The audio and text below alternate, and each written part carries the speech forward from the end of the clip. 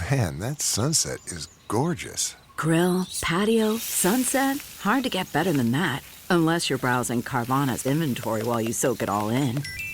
Oh, burger time. So sit back, get comfortable. Carvana's got thousands of cars under $20,000 just waiting for you. I could stay here forever. Carvana, where car buying meets comfort meets convenience. Download the app or visit Carvana.com today. That's not just the sound of that first sip of Morning Joe. It's the sound of someone shopping for a car on Carvana from the comfort of home. That's a good blend. It's time to take it easy, like answering some easy questions to get pre-qualified for a car in minutes. Talk about starting the morning right. Just like customizing your terms so your car fits your budget. Visit Carvana.com or download the app to experience car shopping the way it should be. Convenient, comfortable. Ah.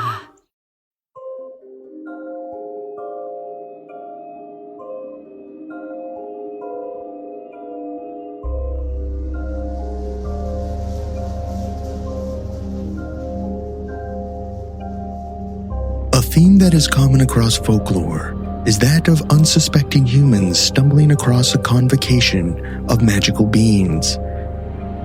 Stories usually involve the hapless mortal man or woman wandering into a place of primordial nature, dark forests or lost valleys untouched by man.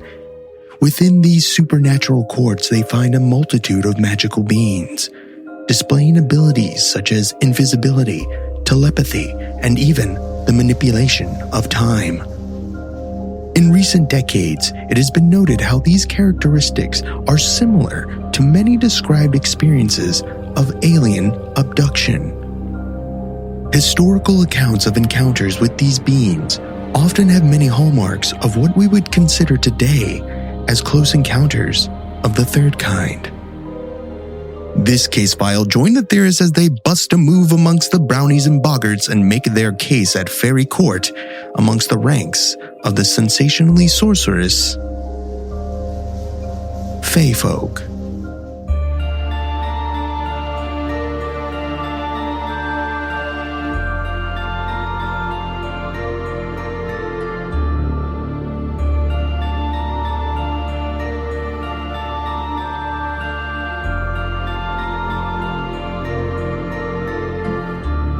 Welcome to Alien Theorists Theorizing, Case File 249, The Fae Folk. I'm Braden. I'm Zell. I'm Dan. And I'm Andrew. Woo! Zell survived. Zell, before we get going, give us an update. You hiked to Mount Doom with your dad. Who won? I'm guessing you won the battle. Sacrificed him? Absorbed his life force? You're now the king of Zellers? Yeah, the true heir to the Zellers fortune. Yeah, you missed it. We surmised that you took a leave of absence to bring Zellers back. Yeah, from the grave. That's canon now. That is That's also ATT. true. Well, it's That's named ATT. after your family, Yeah. right? Everyone knows it's Ryan Zellers. Zellers. Where do you think Zell comes from? Yeah. There's no other Zed names out there. No, it's impossible. No, I survived the trip. I decided to actually hike instead of just float up, but it was the most physically exhausting, hardest thing I've ever done, I'd say. So what exactly did you do? I grabbed a 50-pound bag, and then we hiked 15 kilometers in on this trail to the Monashee Provincial Park.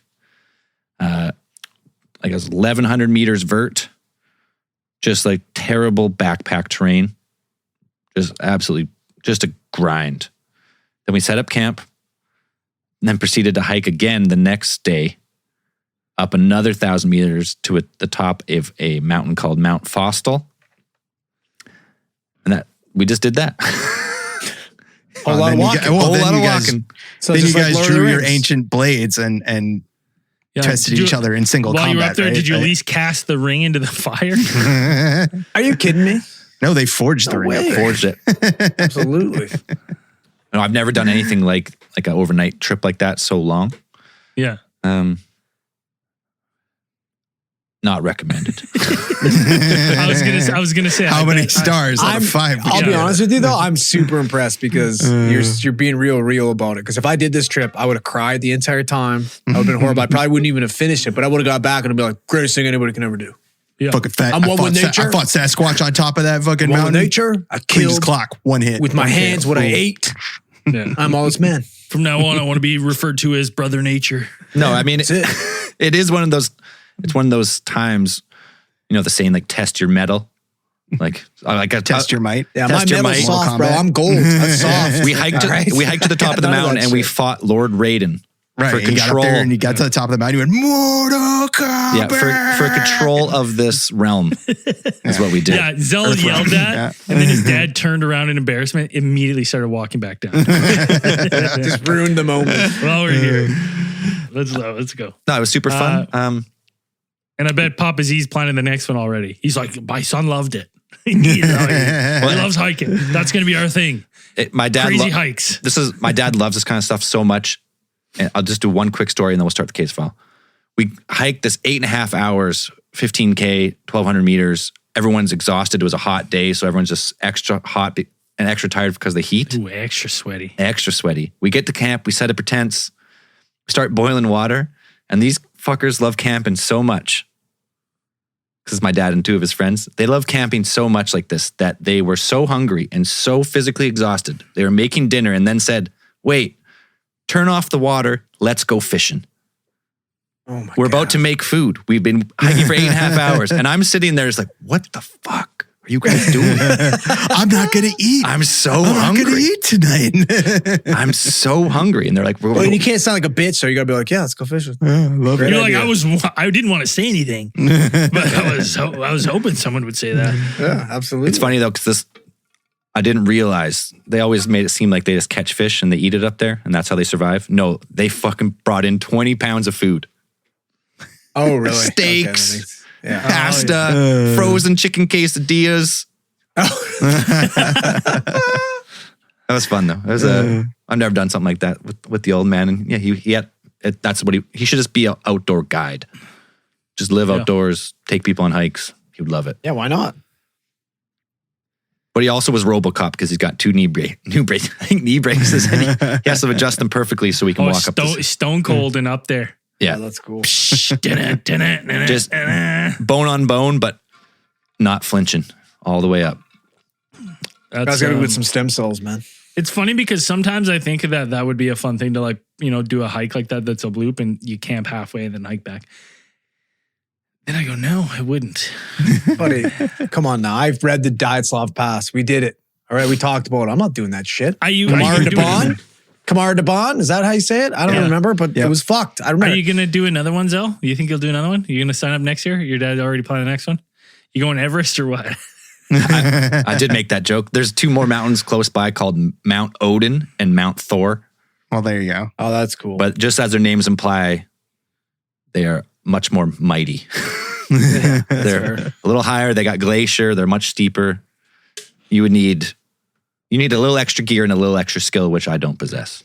You guys can go to Mount Weenie Hut Jr. What? What's Mount Weenie Hut Jr.? That's a small one? I'll do that one. Well, I mean, or good. you could go up a level, go to Mount Weenie Hut. What's Mount Weenie Hut? Am I missing Never mind. It's a SpongeBob reference. Oh, okay. No. I was like, I'm missing the reference here. Anyways, I got more stories for after hours, but let's get to the Fae Folk. Oh, the oft-requested Fae Folk. Fae Folk.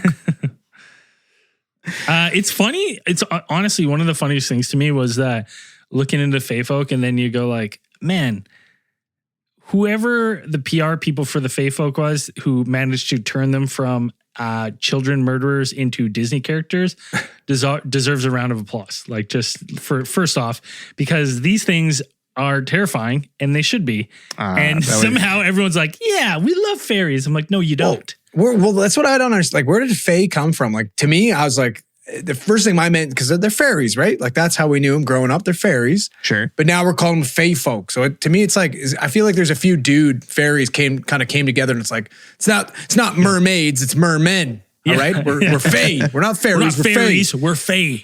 Yeah, come on, man. Get it right. Yeah. That would be a whole different discussion. We'd probably do a whole entire podcast on the etymology of the origin of the word fairy. Well, fucking scrap fae. everything that you studied so hard for, Dan. Yeah, We're talking that. Well, I didn't want to do that. That's why I was like, I'm not going to do that because that'll take up a whole entire podcast, so we won't even get to the fun stuff. I got all night. Let's do it. But probably the person that you'd have the most to thank for the turnaround on fairies, which have always kind of been like a bit.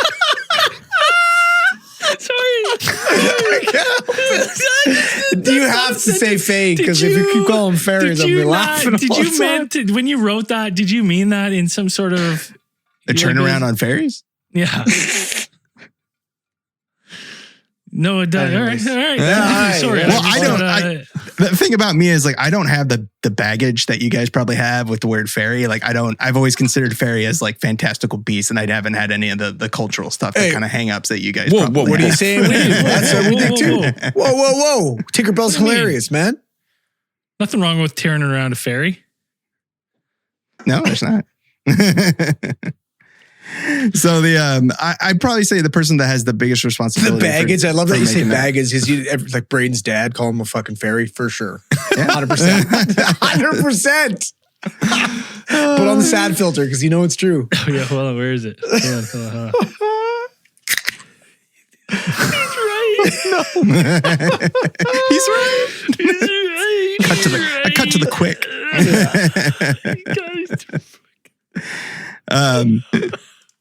So I'm talking about it's probably you probably have to thank J.M. Barrie, who's the author and playwright of Peter Pan. I mean, that's probably what most people think of when they think of fairies. They think that's of what I was thinking. Tinkerbell. You think of Tinkerbell. Like Tinkerbell was the original kind of that archetype for that we have today. She turned it around for the Fae Folk. She did. Yeah, she did. That entire lore right there and launching into, which I actually found out that Peter Pan, like that, when he wrote that play, it debuted on December 27th on my birthday in like 1900. Does that make you a fairy? Makes me Fae. What does that mean? He wrote it? I mean, like he finished it and submit like no, it first debuted. Oh, it debuted. It was a play, on the play Peter Pan. Debuted on December 27th, like that Christmas season. So here's my question: Do you like? What happens with Christmas now? Do you get half presents on Christmas and half presents on your birthday? Do you find that you maybe get like not as many presents because your birthday's so close to Christmas? When I was younger, it was usually you get either birthday or Christmas presents from family. You never get both. You get ripped off. But here's the thing though. The other thing is though, because Dan's an only child, it's not like he has a gauge to measure. Because like if one of us had a birthday near Christmas, then you'd be like, well, I saw my brother's dude on his birthday. And you know what I mean? Like that. So Dan doesn't really have he doesn't have any There's the deal. benchmark. Dan, what you got to do is you got to encourage your parents to get divorced. Because then you get 2 Christmases. Yeah. Hey, get them. No, they get divorced and then one to convert to Judaism. So then I get Hanukkah, Christmas, and birthday. I've heard bad things, but then you get dreidels and shit. You don't get like dreidels are the fucking shit. You get Hanukkah. It's 8 nights of presents, dude. Could be any present. Okay. It doesn't have to be dreidel. There's probably traditional presents. I mean, dreidels are game. Dreidel is a game. Like it's basically gambling. Yeah, but you get a regular present. It might be a fucking, a Game Boy. Cool. What are you gonna pick? Switch. You get the dreidels aren't. Switch. You don't give dreidels as gifts. That's just like a holiday game that they play during. I thought a dreidel was one of the gifts. No. On the you might if you asked for my parents gave to me a dreidel. What? That's how the song went. All right. That's how it went. That's why we celebrate Festivus. Like prior to, and I guess like BT before Tinkerbell, a lot of Fae folklore is all kind of originates from oral histories. It's just kind of like this mishmash of like Cornish, Welsh, Irish, English, like belief systems all kind of meshed into one. And a little bit Greek too, though, because weren't they Homer talks about them in the Iliad as well. Like there was nymphs and shit like that. Right. So like nymphs and these things, but you could kind of say that like Fae folk as like just an entire like genre of mystical creature. Like you kind of have to be, I guess you have to be discerning on like where you put them and where you categorize them. Because yes, you could say nymphs are a type of Fae folk, or you could say from different cultures. There's lots of other like creatures from mythology and lore that would fit with Fae. Well, it seems like every culture has their own versions of the Fae folk, but this different names, but similar descriptions, and it kind of like it's all around the globe. And like all traditions goes back to like ancient cave paintings. Maybe not that far, but it's probably like if we're talking about like I guess like we have to, it's like you almost have to like be like, okay, like what exactly, what does Fae Folk consist of? Like, what are the descriptors of we have to be kind of specific on like what kind of Fae Folk we're talking about. If we're talking about like if you're talking about Fae Folk, which is, became fairy and then was usually used for creatures of like, unearthly beauty or things like that. Technically, you could put angels in there. Like you could put angels as a type of Fae. Like it's if you're just putting them in, as the perhaps like the brownies or pixies or like the tiny little creatures, you could call those Seelies, because that's another term. Seelies? Yeah, there's the Seelie court and the unseelie court. There's two of them. Like, the unseelies. Yeah, the unseelies are the ne'er-do-wells. Yes, they are usually the unsullied. Yes. Yes. We don't fuck with the unseelies. Dirty Fae Folk. Those are. But yeah, and then the Seelie actually that's the origin of the word silly. It's kind of just like a Seelie, mischievous silly, or tricksters. Like it's kind of where that word comes from. So yeah, it's kind of hard to kind of nail down exactly what Fae Folk like encompasses really. And I kind of, for this thing, when I did my research, I kind of constricted my research and kind of tried to narrow it down to specifically dealing with the United Kingdom and like Scotland and Ireland, like all of that kind of folklore and stuff, whereas most of it is what my research dealt with. Every single video I watched on them was narrated by someone from the UK. Yeah, I mean literally. You could really say that a lot of the modern fairy folklore that we have like comes from England and those, and it's that weird melding of all of the multitude of cultures, Neolithic and Iron there's Age, there's a lot of like Native American like Fae Folk too, like the legend and stuff that you could maybe push into the Fae Folk genre. Well, yeah, like every culture has like a story of such. Yeah. And like in modern times, like fairy, like Tinkerbell is kind of thought of as like a happy, fun-loving cryptid, you should say, right? But there's also stories of like they abduct children and adults and they blight field like crops and cattle. They drink human blood. They're actually in some cases very similar and maybe part of the same family tree as vampires. It's as the Zels. Interesting. Vampires. As the Zellers. Run by the Zels. It is interesting that, we kind of bring that up that, these cultures that separated, not really had a lot of contact, have similar kind of like, fae tales of these kind of characters. When you say fae tales, you mean fairy tales? No, I'm trying to all right. be the, hey, we're being, I don't know which they prefer. Right? Fairy, fae. You can say either. F-tails from now on. F-tails. Okay, I get it. Safe here. You could use either. It's really like if you're going to talk about the Shakespearean character of Oberon, the king of the fairies, I think that would be a completely appropriate name for him. Like it'd be fine, and you still consider him an extremely powerful being that you probably wouldn't want to piss off.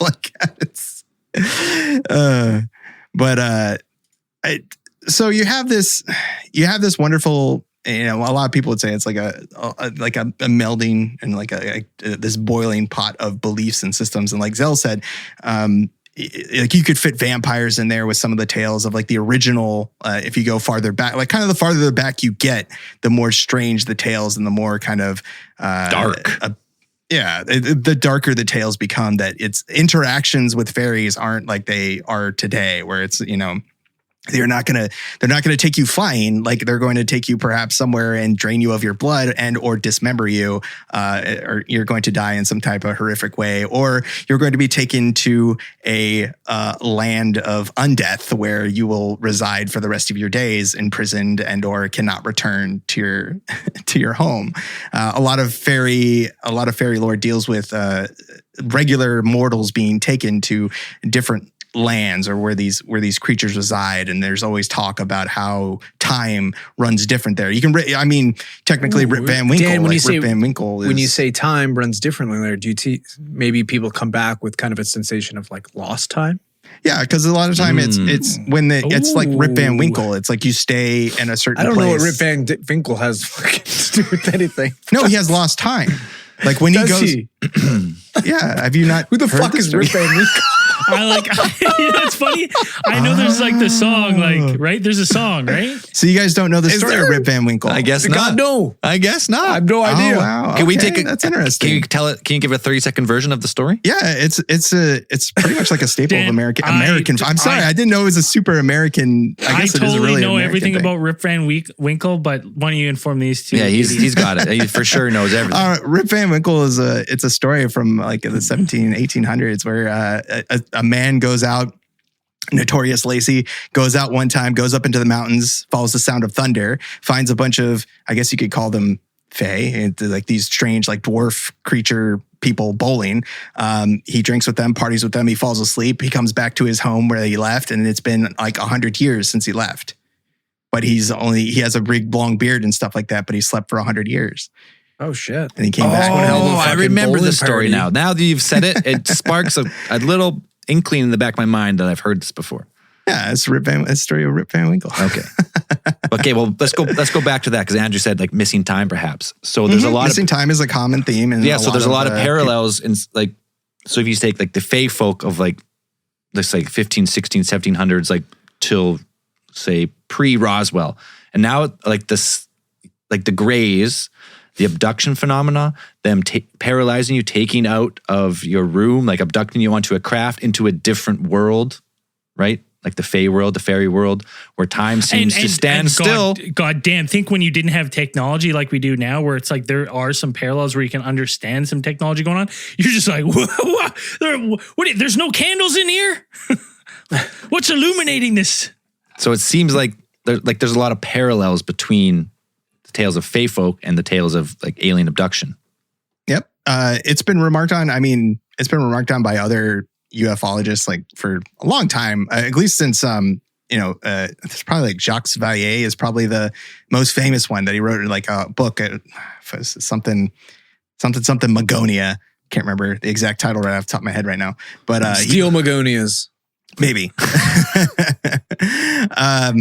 And he's famous for making that comparison, that observation. And there's other ufologists that have kind of drawn those connections as well, about the origins of perhaps the Fae folk being, extraterrestrial. That these are not just traditional folklore that have been passed down from generation to generation to explain certain events or things like that, but it's actually that these were interactions that humans were having with extraterrestrials, and they were just kind of putting them into stories.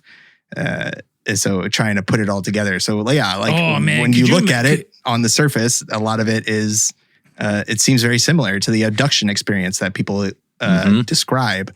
Could you imagine that like small grays and tall grays, like that's only like UFOs that we've had to been dealing with. Like that's a species that are newly interested in Earth. But like imagine like in the 1600s, 1500s, that it was these things like these fairies that people are describing, like that was their short grays. Like this was a civilization that was coming in and, investigating Earth at this time. It wasn't the grays as we know it today, but it was totally different species, right? That's why people have these descriptions.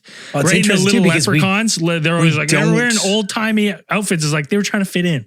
Well, but like the interesting thing though is like we don't have Fae folk encounters anymore, really. Like we don't hear about them, right? But what do we have? We have abduction stories. Yep. Yeah. So like that makes a lot of sense to me. It's like very interesting parallel, actually.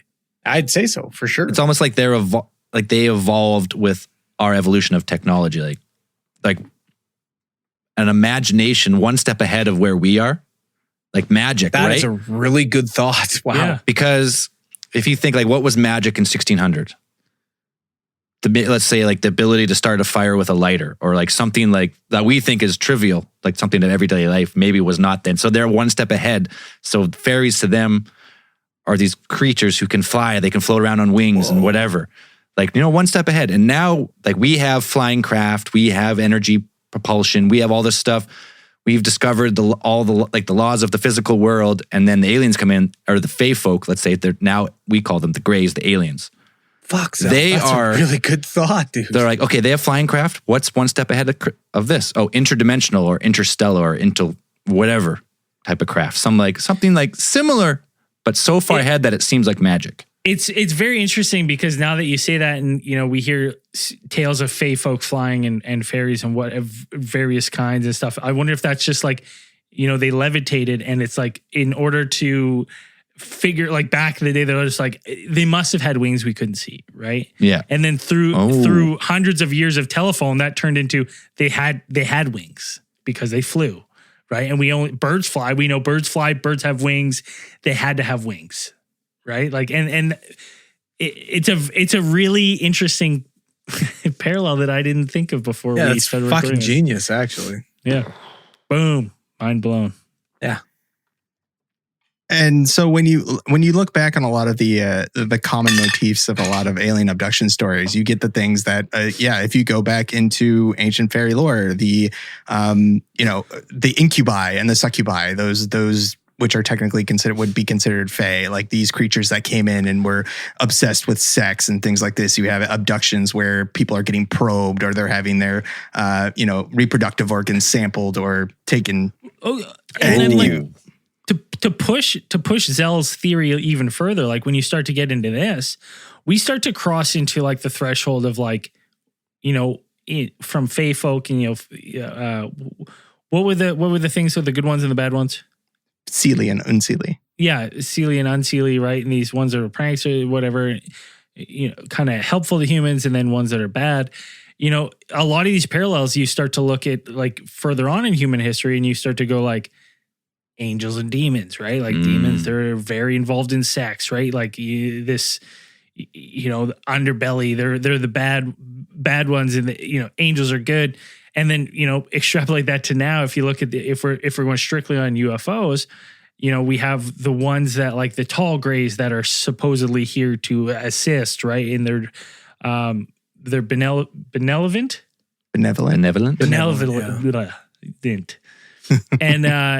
little grays these other ones that are like, they're not. They're. I see. Like for me though, the difference for me though is like I like the triangle probes, thought as far as like angels and demons though, because like along with angels and demons with the Fae Folk, there's a set of guidelines. So if you do these things, you will encounter possibly good Fae, or nobody's going to bother you. But if you don't do these things, you're going to encounter, the bad ones, right? So that kind of fits the angels and demons narrative as far as like, they're almost like using the Fae Folk to kind of get you to fucking abide by a certain set of guidelines, right? Like, hey, don't step out of line because one of these fucking guys is coming to snatch your kids. So like superstitious, religious, you could say absolutely. A couple different versions of it. Spitting rhymes. But if you think about it, if it was kind of well understood back in the 1500s that like people were taken, right? Like, like David Polita says, people are taking the woods.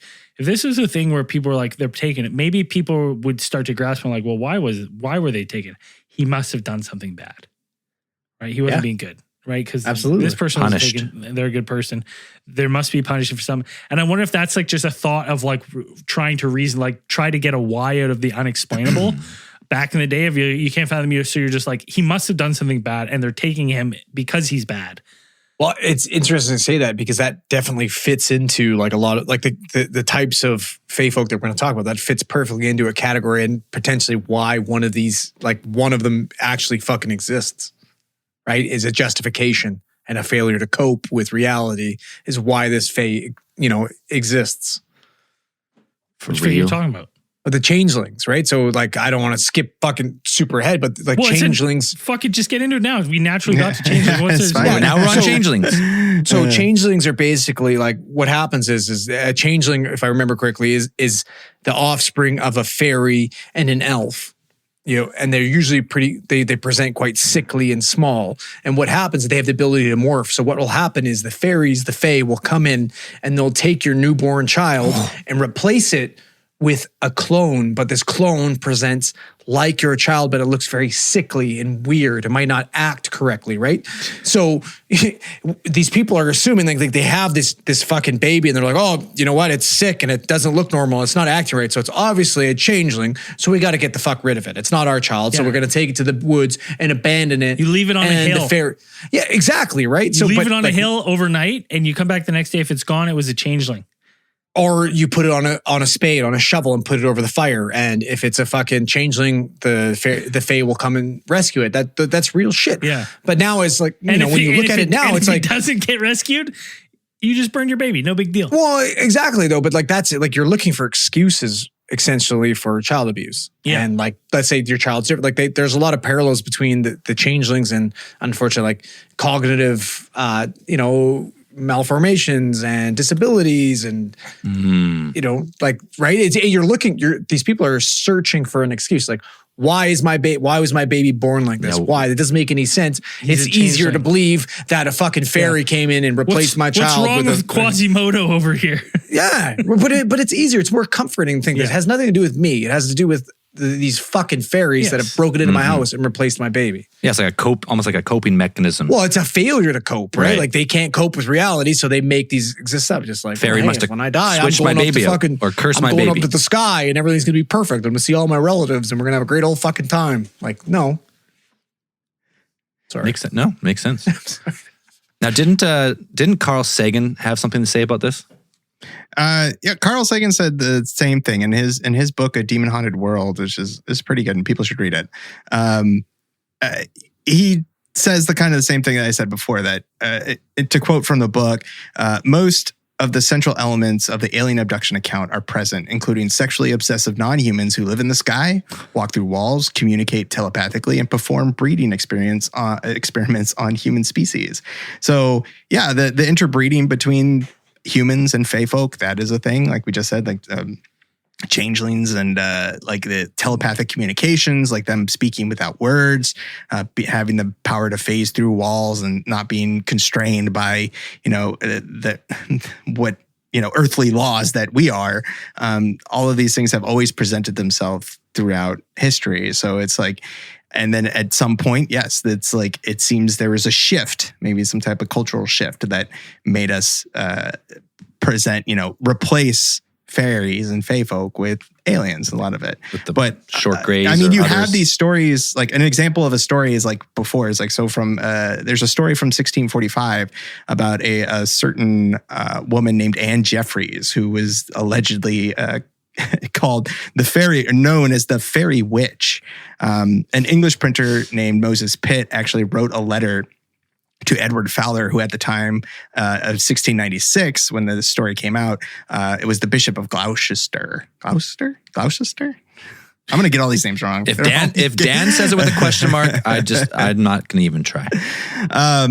And he told the case about this woman named Anne Jeffreys. So Anne apparently was a servant girl for Pitt's family when he was younger. And one day distant family of Brad.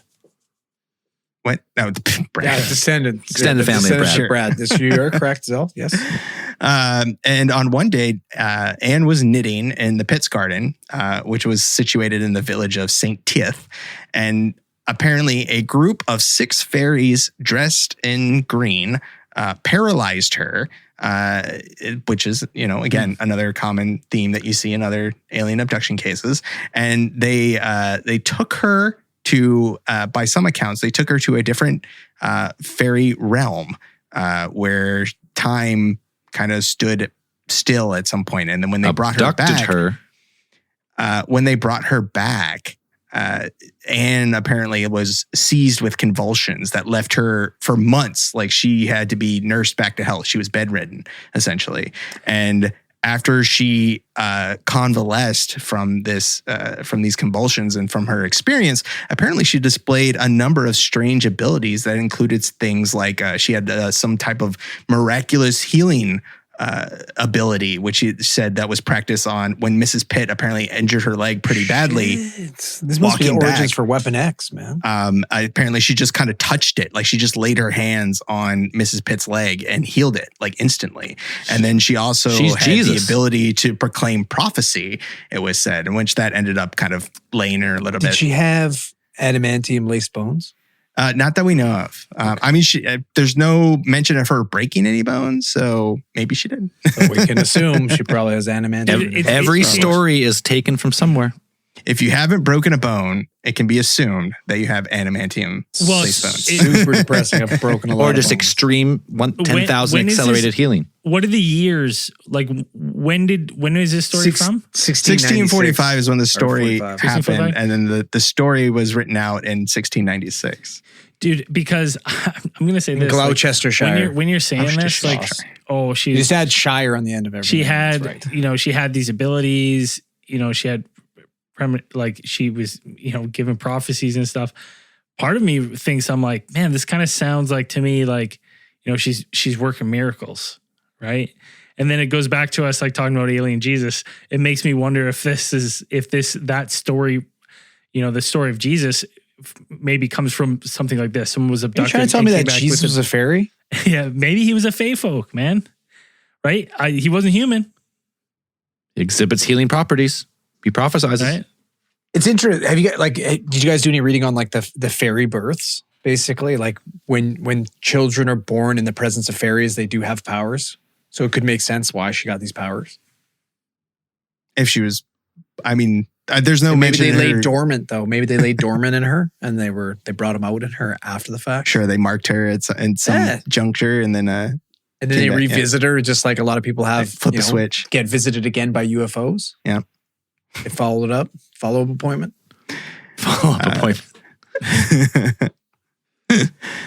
By all accounts, apparently she went on to live a pretty normal life after this fact, and then she kind of discounted a lot of this. Like later in life, I think Pitt said that he got in contact with her later in her life, and she didn't really like to talk about her experiences, that the whole thing, because she was worried about being burned at the stake. Well, she almost was burned at the stake. She was actually like she fell in a bit of hot water with like the local clergy, and also like a couple of the other like mayors of the few towns around there. You can't in the 1600s. You can't go around proclaiming prophecy, because prophecy is a sin. Technically, it's a sin. You can't go around being a woman having an opinion and talking about stuff. Yeah, but like here, she has actual like literally like your whole book is based on miracles. She's able to fucking do them, and you're gonna burn her at the stake. Yes. How does that make any sense? How do you know that she's not fucking God's daughter? Nuh-uh. Right? Like you don't know. 1600s, man. Yeah, this is 1600s. God only works his ways through males. White men with fucking beards. Through the patriarchy. That are supposedly from the Middle East. White men from the Middle East in years come on. zero. Brown hair, blue eyes. Yeah.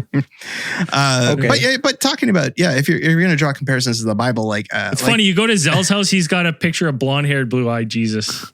Oh, for sure. There was a book written in 1682 where titled The Secret Commonwealth of Elves, Fauns, and Fairies, and it was written by a folklorist by the name of Robert Kirk, who's pretty famous. Robert Kirkman? Robert Kirk.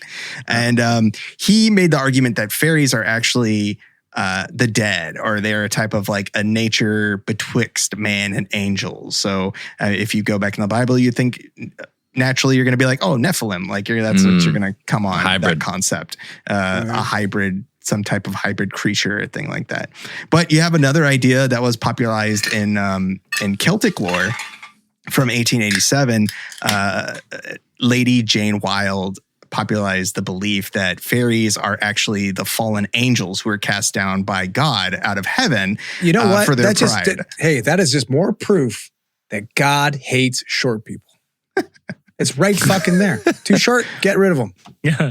Right? Like that's it. Earth. Yeah, it's absolutely. You got to be this tall. Shorties down there. This tall to ride the blonde ride. hair and blue eyes, and he's under fucking 5'8". Hey, it's either when you hit the pearly gates, what is Saint Joseph, who's there monitoring them? Just hands out like this. There's a little. It's like fucking Disneyland. Yeah, there's a little ride. You must be this tall. So no one pre 1920 got to go to heaven. The only people that hate short people more than God is fucking chicks on Tinder. To just fucking swiping left, dude. It's awful. Yeah. Swipe and smite. Like, that's it. Unreal. So we make the short jokes and stuff like that, but it's kind of like, it's never really, there are discrepancies in there where if you kind of go into the folklore, it's like fairies are never described to be either like short or tall. Like in some places, it's like that the Fae Folk, the fair folk, they are possessed of some ethereal beauty, like otherworldly beauty. And these other creatures that you think of as fairies, the little tiny, the brownies and the pixies and all of those ones are different. These are more embodiments of the spirits of nature, of those like on earth, like earthly spirits. Those are something else. They're different manifestations wholly from Fae Folk. So it's kind of like there is discrepancies in these comparisons of what we do. But it's interesting that like I said, the evolution that fairy lore has taken over, millennium, that it is a melding of both like almost Neolithic, perhaps like Neolithic, like Zell said, the cave paintings, and going into Celtic and Gaelic lore. Those people that lived there pre-Roman civilization came in there, and colonization, and then the entire when Christians came in, and then you had a different lens at which to look at, and like Braden said, the evolution of people's views of how they're trying to reconcile their world and the things that happen within it, and you have this different, they put different kind of dressings on fairy lore that they're no more like spirits. They're not spirits. They're angels, and then it's like there's something that are demons. So it's a fun little dig through to go through this, but we do have to talk about one race and from ancient. I guess Irish lore, and that they are big players. I thought Dan was going to talk about a different race, but whoa, Dan! Yeah, we gotta leave the people on the cliffhanger. Our beers are empty. Gosh, take a short break, and we'll be right back. Man, that sunset is gorgeous. Grill, patio, sunset. Hard to get better than that. Unless you're browsing Carvana's inventory while you soak it all in. Oh, burger time. So sit back, get comfortable. Carvana's got thousands of cars under $20,000 just waiting for you. I could stay here forever. Carvana, where car buying meets comfort meets convenience. Download the app or visit Carvana.com today. The comfort of your favorite seat is now your comfy car selling command center, thanks to Carvana. It doesn't get any better than this. Your favorite seat's the best spot in the house. Make it even better by entering your license plate or VIN and getting a real offer in minutes. There really is no place like home. And speaking of home, Carvana will pick up your car from yours after you finalize your offer. Visit Carvana.com or download the app and sell your car from your comfy place. So if you're gonna talk about Fae Folk, and if you dip into the whole, especially like people kind of talking about relating them to how they present as compared to, say, extraterrestrials, you're going to come across the theory of perhaps pseudo-mythical race known as the Tuatha De Danann, who are a race of godlike people. I heard that they actually prefer to go like by the short name, the Twats. I think I heard that too, actually. I think so too. I think it's usually they go by Twats. Yeah. I think Danann is usually like you call them the Danann, because it's like they are the people of Danann. It's like the people of Danann. Like, okay. So there apparently is a book that was compiled in 1150 by one author named Labor Gabala Erin. It's called the Book of Invasions, and then in a poem they write that these Tuatha De Danann, who were apparently they're described as a people that came across the sea, from the ocean, and they were gifted with a number of supernatural powers. And then when they invaded and ruled Ireland for some over 4,000 years ago, according to some of these literature, that when they arrived here first, they arrived here in these flying ships that were surrounded by dark clouds that blotted out the sun. And they're also kind of described as in terms of like their physical features. They are described as having they're being very tall, and they're having red or blonde hair with blue or green eyes, and a pale. They present like a pale skin, which is very different from the physical appearance of the native Irish at those times, which were kind of most people would describe as like short and dark. Like it's like those are the people that would have been there. We got one right here on the stream. Got half of one right here, buddy. And so I'm a twat. Yeah. So if you compare it, I would definitely refer to you as a twat. So. Makes sense. If you compare this to a lot of other places, like presenting, blonde, blue-haired aliens. I mean, people are probably going to think originally like they come from the north over the oceans, Nordic aliens or something to that effect. It made me think of when we talked about the Otsurobune UFO. In Japan, and that there was having like a fair-skinned, I think she had darker hair, but it was like a fair-skinned human. I thought red hair. Was it red? It might, yeah, you know what? Yeah, might have been red hair. But that also is something, another similarity that you can kind of mark down from another story involving UFOs. And another kind of thing that ufologists and kind of probably those on the ancient astronaut kick will kind of what they'll remark on is that the Danann apparently are well known within folklore for bringing types of special relics. Sorry, red hair. She did have red hair, okay. And it was elongated by white extensions. Yeah, that's even okay. So even more similarities now. And so the Danann were known to have brought with them 4 magical talismans of great power. One of the first ones being it was known as the Sword of Light, and this one apparently is wielded very much like what you would describe like a lightsaber. Like it is some type of weapon like made of light, able to cleave anything in half. It presented as when it was drawn from its scabbard as a glowing white torch.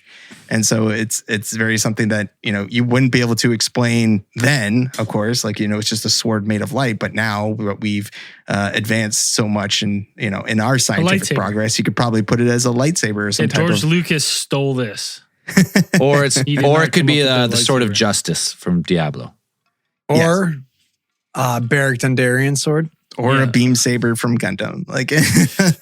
Everything gets the reference from this original blade. Or some people from the future from around our time, they had those little expandable, the plastic where you and you turn the light on. Oh, yeah. Okay. Yeah, the poor man's lightsaber, whatever those were called. Another relic was a second weapon of some type. It was known as a Lug spear. And this spear it presented itself as a long fiery lance, which was described as having sparks as big as eggs flew off of it. And that it actually like projected heat and flames from the tip. And then the warrior would hold it and it wouldn't burn him. Like it could be engulfed in flame and it wouldn't burn the person who was wielding it. It's like a flamethrower. Something like that. Yeah, I mean, it wouldn't be a bad description of it. And apparently, you could dip the spearhead in some type of cauldron of mysterious liquid on a propane tank. So that's what it was. One of the other ones was there's another mysterious relic that not a lot is known about, but I guess it's mentioned a couple of times in the Day of Danann folklore. But there's one called Dagda's Cauldron, which is also apparently known by the name the Cauldron of Plenty, and it was thought to actually have the power to bring the dead back to life. Bring back the dead. Defibrillator. Couple battles. Well, if you think about it, could you imagine back in the day? More of like a Lazarus cauldron. Could you imagine someone goes down? I like the reference. Some people brings out this thing, pulls 2 wires and just like, boop, clear, get another shot. And the thing's talking like, stand back, charge. Yeah, or it could have been some type of... And this person comes back to life, they'd be like, what is that magic box? But I'll be honest, like the odds. Come on. They probably got it could better have been things some than advanced Eve form of is. alchemy. It could have been something like 30% that. maybe, at best. And then one of the final one was known as, I guess it's Fae, which is known as the Stone of Destiny or the Coronation Stone. And legends say that it's what would happen is that its sound would be carried across the land and would confirm the coronation of the High King of Ireland, and that it could you could hear it everywhere as soon as it sounded off. Like it would carry across, and everybody would know that it was. I tell you, the way Zell used to drink Good House iced tea, I'm surprised he hasn't pissed out a couple stones of destiny. You would hear him shrieking across the land too. Man, But he'd have a whole infinity gauntlet by now. Yeah. The stone of destiny is very similar to the pick of destiny, and whoever wields the stone instead of being an epic guitar player is an epic singer. They hold it in their pocket as they're singing. So They hold it in their kidney. I mean, maybe you found a piece of it because apparently there's another. I think it's Cuchulainn. The one of the Irish folk heroes apparently broke it in half, and that pieces of it are kind of spread throughout Ireland. Some people say one is like buried in a river somewhere, other half is somewhere else. So maybe I don't know. One was Epic rock forged star. into the pick of destiny. Yeah, one was forged in the pick of destiny. You have to coronate the king of High Rock, right? Or the High King of Rock, right? this checks out, I think, actually. Yeah, I think so too. Yeah. Well, if you think about the story, like you have to say, like there's a lot of parallels between like those the like fairy tales and stuff of like, and crossroad demons selling your soul, making a trade, Robert Johnson, right? And so it's like it does. A lot of these stories have parallels to like stories we tell now. And so when the Danann, when their rule finally ended, it was ended apparently across two battles, or after two battles with the people known as the Milesians, which most historians agree or tend to agree that they were actually probably the first Gaels in Ireland. And as legend has it, it was agreed that the Gaels or the Milesians would take half of Ireland, and the Danann would take the other half. But when you think of half of Ireland, they were thinking like top half and bottom half, because the Danann would take the half that lay below ground, and the Milesians would take the ones above. So, or was below ground a metaphor for a parallel universe? Oh yeah, it could be the underworld or something like that. Like it's a lot of control of the Fae spiritual. folklore. Spiritual. I think world. we talked about at least a couple of landmarks where it's thought that they're famous landmarks in UK, Ireland, Scotland, everywhere. Any of those hills are all entrances, fairy hills that are entrances to the underworld or the fairy realms. And so this is indication that perhaps that these places once have been portals of some type, and that they would lead you to this other worlds that they opened, and maybe they used to move between worlds, and now not so much, but it fell off. But it's interesting. So it's like so you find these types of stories of Fae and folklore. So some historians will kind of say that the Tuatha De Danann were actually, they were the forebears of the Fae folk, that eventually when they were, take to the underworld with their otherworldly powers and masteries of magic and all of that, like these sound very similar to the abilities that you would ascribe to fairies and folk from a lot of the folklore across the UK and Scotland and Ireland. Like, and probably one of the most famous things that is presented as actual, we don't have a lot of physical proof that there is fairies. We have perhaps, people will say, oh, there's fairy rings and there's things like this. Yes, there are those, and maybe those could be attributed to fairies, who knows? But in terms of physical proof, we don't have much. And even the folklore that we do have today, a lot of that comes from the 1900s and the early 1900s, and probably around the times of the revitalization of spiritualism in the UK and the United States, like around prior and after World War I. A lot of the stories about fairies and Fae folk had never been recorded until then. Like until the 1900s, nobody was really putting stuff in books. And then once it was just word of mouth. There's just word of mouth. So right? a lot and of like if you think about telephone, think about that for a second. Like these are stories that have been around for hundreds of years that have just been words of mouth. That's why I'm saying that these parallels between like UFO abductions and stuff kind of make more sense to me. That these, like you these think there would beings be a flew. description of a craft though?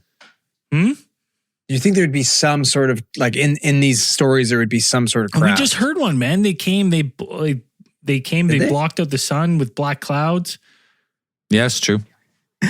Usually if you wanted to look, if you wanted to reach for that connection, like you could probably say that, the flying ships that the Tuatha De Danann presented, like those could be categorized as UFOs, or even sometimes they talk about like fairy kingdoms that are in the sky. Like they say that they're up there in the clouds, cloud kingdoms.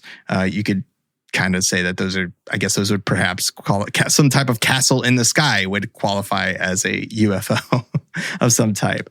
But like I was saying, in terms of physical proof, we didn't really get anything that was like, it could probably be considered that until probably, you had 1917, you had what are known as the Cottingley fairies appear. And this was, most people, if you Google fairies, like these are the photos that are going to pop up. You're going to come across a series of 5 photographs that were taken by Elsie White and Frances Griffiths, who were 2 cousins who lived in Cottingley near Bradford in England in 1917. And so these 5 photos depict these girls, and then also the images of what you would instantly recognize today as fairies or pixies, I suppose, in some places. These little winged humanoid figures that are, cavorting around and being caught on film with the girls or by themselves. And these pictures made a pretty big splash. Like you even had people like Sir Arthur Conan Doyle, author of Sherlock Holmes, who actually used the photos to illustrate an article on fairies that he wrote for a magazine, the Strand magazine in 1920. And Doyle even thought he interpreted these as visible evidence of some type of psychic phenomena, that these were actual manifestation of something. That whether they were real or not, there was actually, there was a pretty big divide. But some people said that these were real photos, and for a long time, the girls maintained that these were actual photos of fairies. Like these were fairy creatures that they found near their home that they interacted with. And if you go further into the story, like they tracked down Elsie and Frances in the 1980s, and like the story like maintained. It was always in kind of like, it was always kind of in the public eye, in the back. Like there's always been kind of a mystery, and it maintained that presence until the 1980s, where Elsie and Frances apparently admitted that the photographs, at least most of them, or 4 of them, were fake, and that what they used were cardboard cutouts of fairies but Frances did they send it to actually Kodak? Frances maintained that the 5th photo was genuine, and then she's quoted as saying these that, 4 are fake, but this one this one's right. Which one was shot first? Like, was the other one? This is the 5th and final photo. The 5th and final photo. So the 5th and final one was shot last. So it's like they faked the first ones, and then they were like, well, here's what she said. She's quoted as saying that I've told you that they're photographs of figments of our imagination, and that's what I'm sticking to. So that she was saying that it sounds like, or implying that these pictures are actually, whether they are actual fairies or psychic manifestations that they brought into existence, and then they were able to photograph.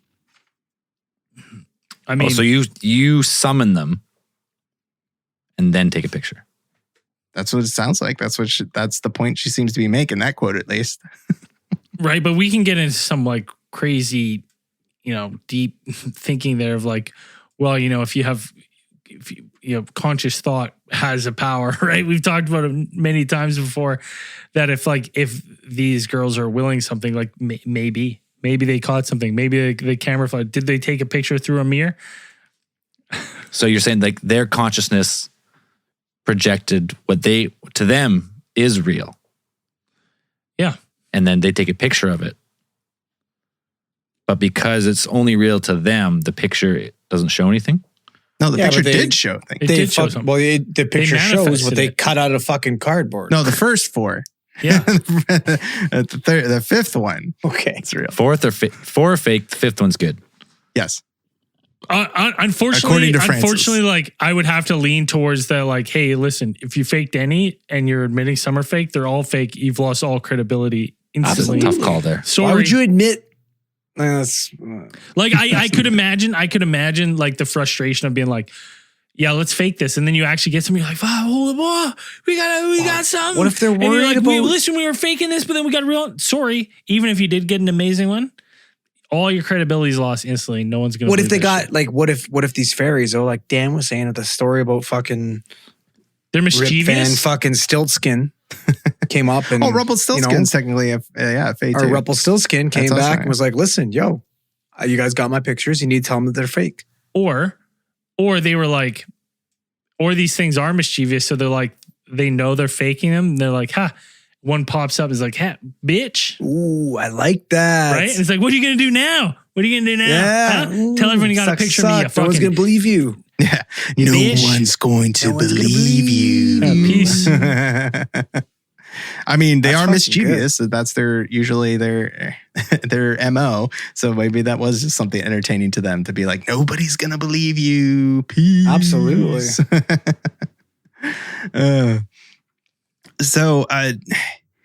Yeah, it's like the existence of fairies and Fae folk has always been kind of a. I mean, they've permeated pop culture and just cultural, or like at least Western culture, like throughout and throughout. Like they're popularized. I could tell you like most of the descriptions that you would find of fairies and things like that. You'll find all of that stuff in a Dungeons and Dragons manual. Like you'll find them in fantasy games. They had to get it from somewhere. Yeah, it's all of those things are all, right down to their usually storied weaknesses to certain metals like iron. Like iron's always said to be one of their weaknesses, and that's right. which is always strange. And then or silver, like silver works against vampires and werewolves apparently, and there's some debate as to whether like what that is. Like did it originate from like there's a poem like or one of the earliest poems that mentions that it just had a fact that it was iron. Sometimes it has to be qualified. Yeah, it's like Fae. It's got its own like it's Fae iron. Well, right? yeah. There's a distinction that some people make that say, oh, it has to be cold iron. It has to be iron that was forged without flame or shaped without flame, and that's what they call Fae iron. right? Or but also people say it's like, oh no, even predating that, you had usually the belief and witches and demons could be kept out by iron horseshoes, like that predates the fairy. Is that why they're lucky? Use. I guess so. Or there's actually parts in the Bible where it said that like there's parts in the Bible where it kind of classifies iron as something that you shouldn't use, or it tends to repel the divine. Or what my favorite part of this is that the Bible fits in perfectly with all these other fucking crazy Fae stories. Yeah, it's or great. than this. Like, What's they another imaginary story perfectly. about weird bullshit? No, but I'm saying like I'm saying that the idea for iron, like iron being some type of like being a way is to repel the supernatural, the preternatural is an idea that could have possibly came from the Bible, which we've seen that may or may not have had some influence on the current fairy folklore. Is that there are parts in the Bible where it mentions that you shouldn't use iron tools when working on temples, like when you're especially there's like a special passage where they talk about the construction of the Temple of Solomon, and they said that specifically you should not use iron when you're What if they carving still the abide stones. by that when they build megatrees? Why? Because if you use iron, then you're gonna keep God away. Is that the thing? That's Satan's metal, Braden. It's not really, no. It's just saying that is perhaps something that would, that's a reason that it is. It's not you're really gone into in those parts of the Bible. It just says that, it forbids using Every iron fucking tools. building in the world is a God repellent then. Every nail, every fastener. Well, it's because that's what they use to fasten the guy to the fucking cross. After that, they're like, don't use it anymore. Every house, man. So you're in trouble. Like God, No, you're safe. God's not getting in. Well, I guess if you're trying, if you're iron, trying to then repel it repels the evil spirits, like then yes, if it's iron, then iron's everywhere almost. Like well, you said it was to repel the divine, though. Well, divine or preternatural. So just it'd be anything. Like, yeah. So your house is neutral then. You're good. Well, I mean, yeah. Well, it'd be like, yeah, it would be repelling, if you have iron anywhere in your house, like you would repel anything that is divine or preternatural. So that would technically, and if you go by the one definition that we said that Fae folk are cast down angels, right, then they're still technically divine. Like they're not, you don't take that away. They are just, they are cast down. They're just short, okay, guys? It's not that terrible. Maybe some of them have a few receding hairlines too. It's not that bad. Big deal. Yeah. They can still be loved.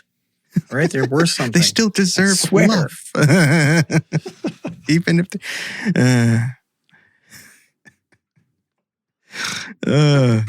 starting to sound like a Randy Newman song. Short people got no reason. No reason to love him. No short reason to people live. got no reason to live. Yes. Yeah, that's fair.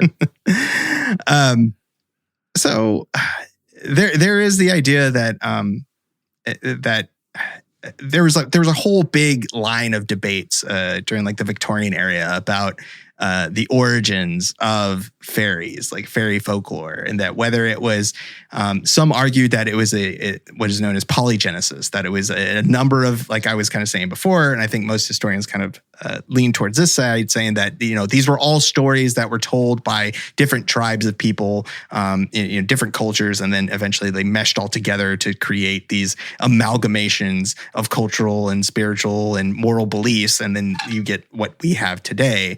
And then on the other side, you had the those who argued for monogenesis, that it was one story that was told, and then throughout the natural migrations of people, like from different areas to different whatever, that same story got told over and over. So like to Braden's point, like a game of telephone. So one person told a story or saw something, and then it just propagated across all the cultures and things like that. And so it's usually, that was the big debate back then. And I think now that the general consensus is that we do have a lot of just normal stories, even though you do have a number of mythological creatures that fit the bill for the Cornish or the Welsh or the UK, British, Irish, Scottish folklore depictions of fairies and whatnot. I mean, you have the Chinese Huli Jing or the Kitsune in Japan, like the fox demons, which are also fox fairies, shape-shifting tricksters that cause mischief and seduce and or kill humans. You have the Malaysian Pari Pari, which are kind of also similar to the Peris, which are found in Persian mythology, which apparently are descended from, like we said, angels. They're actually descended from spirits which have been denied paradise until they reach their penance here on Earth. Or you have the mythological, you have the Yaksha, which are creatures that are usually characterized as having like two different personalities. There's like a front face and a back face. And these ones are found in Hindu and Buddhist mythology, which are kind of two sides of the same coin, I suppose. And that they are also shape-shifting creatures. They have that ability and powerful in their own rights. And then even as far as places like Oceania, like in Hawaii, you have the tales of the Menehune, which are a mythological race of dwarf people that live in, according to Hawaiian tradition, they live in the deep forests and the hidden valleys. And one lives in West Kelowna. Which is interesting about them though too, because like when you read the description of them, they're fair skinned and fair haired, right? So it makes you wonder if like maybe somehow these stories of the Fae folk traveled from Europe and got all the way to potentially Hawaii, right? Right. Because why would Similar. they like you'd think that they would kind of like picture them like themselves, which would have been darker skin, black hair, tattoo, or whatever, right? Yeah, you'd use your cultural norms, project that onto You'd think. Yeah, but there's one thing also that we haven't really touched on that I can't say for sure, but most cultures around the world have dabbled in for thousands of years. And that is the use of psychedelics. Right? Speak to me. So one of the main theories about like Fae the folk, metal dwarfs, the machine elves.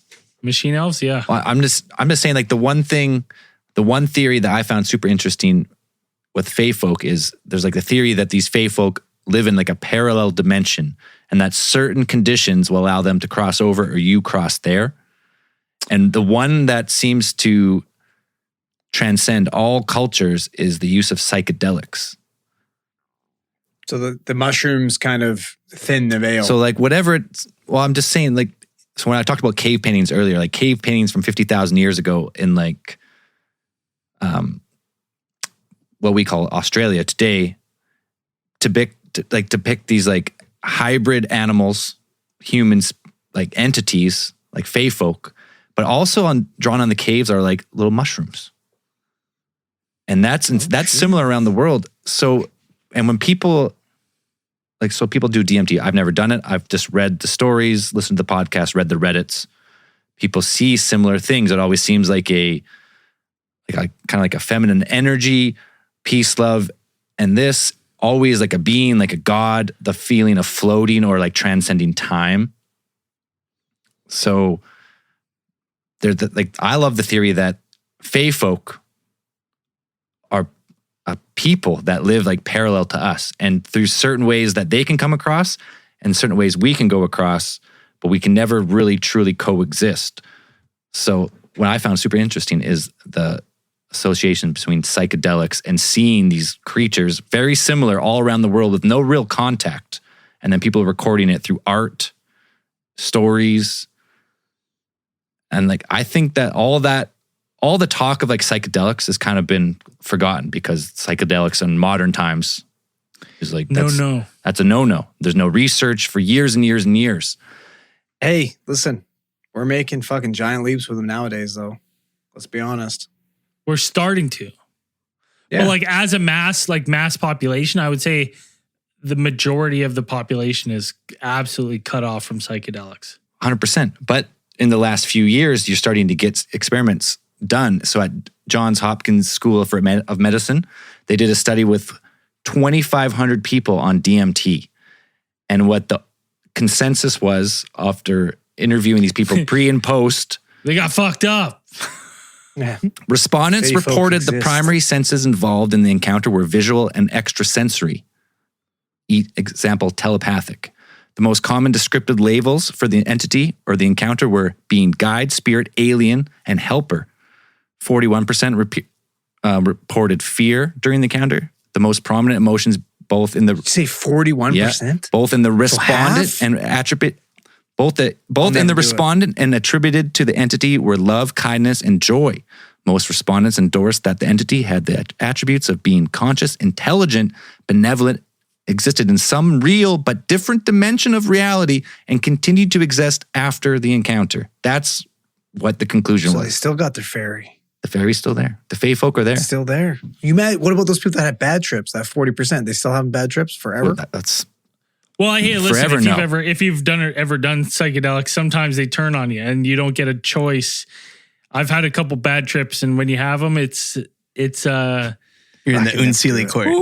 Yeah, it's not fun. These numbers represent like all the different versions of Fae Folk. Some seem to be vampires and they're dark and they're terrible. Some seem to be like fairies and they're helpful and they're guides and they're your spirit or your guardian angel or whatever. So this is like the really first like mass psychedelic experiment done in like modern times, with the conclusion being that paragraph, which I thought was pretty wild. Yeah, that is very interesting. It's like that back then is like maybe these stories are coming from people who have done psychedelics, right? Of magic mushrooms or whatever. The gateway. Ayahuasca. You open the gate. Ayahuasca is like a very. And they're passing these stories on of just like, holy shit. I ventured to the other world. Like I seen the Fae realm. I lost a lot of time. What day is it? Well, this I don't know. The same thing with like people who do DMT. Some of the stories are like, I felt like I lived lifetimes. When I came back, it was 5 minutes. Or think about even your salvia trip, right? Like I was concerned, and you were gone for minutes, 20 seconds. Yeah, 20 seconds. And how long did it feel for you? I don't know, hours, if not longer. Like Ryan was so shook that it's the one time. Normally, if we're like when we were younger, if we're doing drugs or whatever, I was like, if the consensus was we're doing them, I was doing them too. And Ryan freaked me out so bad from his trip that when we walked inside and he grabbed me by both shoulders and he says, he like looked at me and he had like watery eyes. Like he was about to tear up and he goes, please tell me this is real. Is this all real now? Am I bad? Is this real? Fuck. And I go, That's dude, terrifying, man. I looked at him in the eye and said, man, you're okay. Everything. I'm not gonna let anything happen to you. And he like almost was in tears and he goes, okay, this is all real though, right? And I'm like, yes. And the concern and the fear in his face, I went, well, I'm not fucking doing that. Fuck that. No, why would you ever? Oh Yeah, my God. fuck that But the shit crazy is thing is, right. after 5 or 10 minutes, it's like that didn't happen. Yeah. You're back. You're like, what? So that's what I'm saying. So But that's- like watching his mentality when he did it, he hit it, and then it was just like, ha ha ha ha ah. I went to a different dimension. He's back, and then he's like, where am I? What? Yeah, Where am I? met And the you're like, bad fairies. you're sitting on the yard, man. It's been like 20 seconds. You're like, I'm okay. And you're like, oh my God. What happened? That's Like, I don't horrifying, want to man. go wherever you went. It was So that's what I mean. I found that theory interesting, like psychedelics across cultures, kind of giving a similar experience. yeah, no, it makes it lines up. Maybe that just unlocks like the ability to Just puts you on their Conversate. level or something. yeah, right? Or it just thins the veil, as you like to say, right? Thins the veil.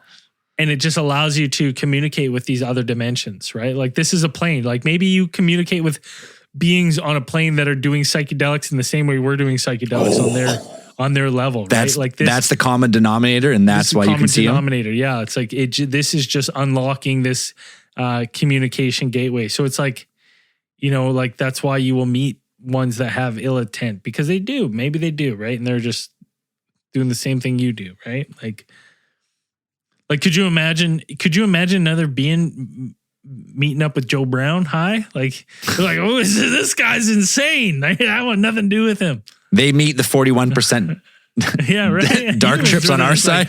Like, woo! Have you seen these bipedal apes, the hairless apes? Right? They're instead of the machine dwarfs, it's like they're talking about the hairless apes. They're like, oh God, those things are crazy. Some have hair, some don't have any hair. It doesn't make any sense. Yeah. It doesn't. Some are friendly and nice, and others just attack you. They just slash you randomly on the street. Yeah, it's wild.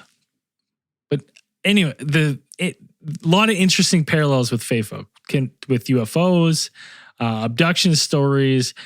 That was the most fascinating thing to me, was that you see these things and you're like, well, a lot of these descriptions, you change out some of the descriptors and you've got yourself a, present day UFO abduction. Yep.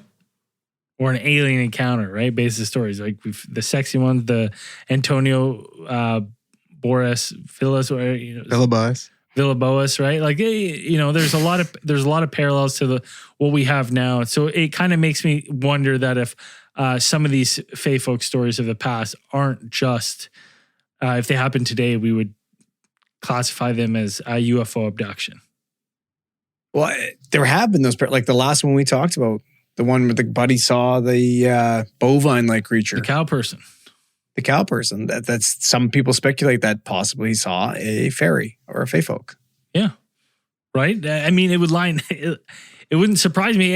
And to be honest, if there's an infinite universe here that we're talking about, ever expanding, it would make sense that there could be potential for an infinite number of species that look infinitely different in every way. Oh, I think it keeps it fun, at least. Mm-hmm. Infinite species, infinite shapes. Somehow the four of us have all found a way to go bald. Yeah. Explain that to me. It's unbelievable. Next time on Alien, they're Well, dude, Why are people bald? Listen, they say the mystery of male pattern baldness. They say the statistics are 1 in 4 men. This podcast is 4 for 4. 4 to 4, baby. 4 for 4. I think it's been increased. No, it's definitely more than 1 in 4, you fucker. It's 100% right now. Based on my books. We're above the odds, but probably the average, I think, is way more than 1 in 4. They're putting it in the water. Well, as we get older, It increases.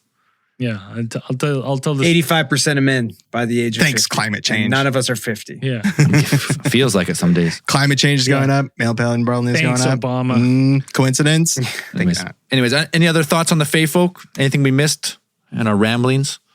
Oh, probably a whole bunch. Probably a whole bunch. Yeah, a whole bunch. But it's interesting. It's interesting to look at old legends and tales like this, and then, try to pair it up and line it up with like present day mysteries. It's fun and it's interesting. And you start to see a lot of parallels between various stories through different cultures. So it's very interesting. If you've never looked into various Fae Folk and stuff, go check it out. There's tons of tales. There's tons of videos. It's interesting. And they're not all Disney characters. A lot of them terrifying. Or terrifying. Dark. Absolutely terrifying. Sinister. I'm the Boggarts, leprechaun. That terrifying. movie is accurate. Yeah, absolutely. Accurate depiction. They're terrifying. Jennifer Aniston had every right to be fucking terrified in Leprechaun. Yeah, listen. 2? Yeah. Leprechaun 2? I think so. It's been a while. Warwick Davis still working. Yeah, he is. All right. I'll announce Theory of the Week this week only because I've been working with him hand in hand this last month. What'd he send you? Well, what'd he send us? So if you're listening to this, head over to our merch store, alientheorists.com. Click the merch tab because this month of September, our merch store has been taken over by @Ethos Expression. That's ethos_expression. Ty, amazing digital artist, amazing creator. Literally, this is probably the best stuff that we've ever had, to be honest with you. It's incredible. He's like his artwork's unreal. He's handmade. He's curated the store this month for the whole month of September. It's all his designs. Put a little curated. Yeah. Quite right, yes. Curator. Indubitably. So he wicked hat design, wicked sweater design, wicked individual t-shirts designs, and he's got a kid's shirt design. So if you haven't seen this shit yet, head to alientheorists.com, click merch. It's unreal. That'd be a 2-timer right there. Yeah, the hat is fucking phenomenal. So go check it out. All right, and if you're not supporting the show and you want early access to the case files, all the bonus stuff, the Discord, you know where to go by now. Same place as Braden just told you about the merch, alientheorist.com. And the bonus Patreon design this month is the fucking Zellfire Club t-shirt, by Ethos Expression, sorry.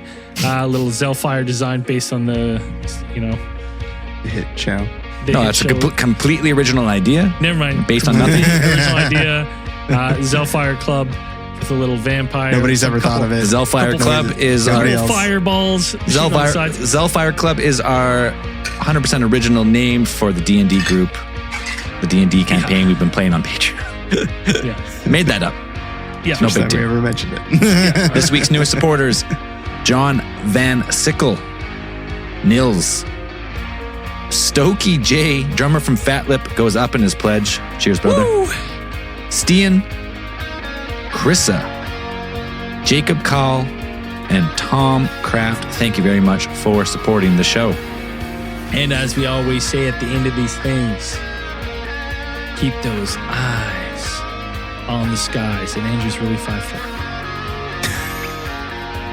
5'3.5". See you after hours.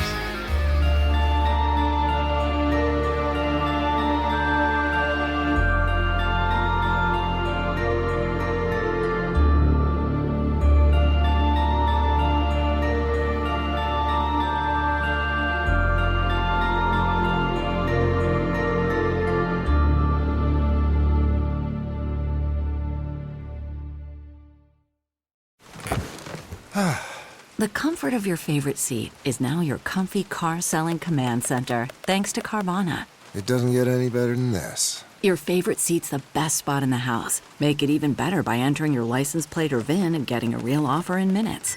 There really is no place like home. And speaking of home, Carvana will pick up your car from yours after you finalize your offer.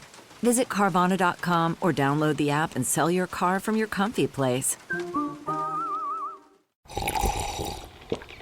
That's not just the sound of that first sip of Morning Joe. It's the sound of someone shopping for a car on Carvana from the comfort of home. That's a good blend. It's time to take it easy, like answering some easy questions to get pre-qualified for a car in minutes. Talk about starting the morning right. Just like customizing your terms so your car fits your budget. Visit Carvana.com or download the app to experience car shopping the way it should be. Convenient, comfortable. Ah.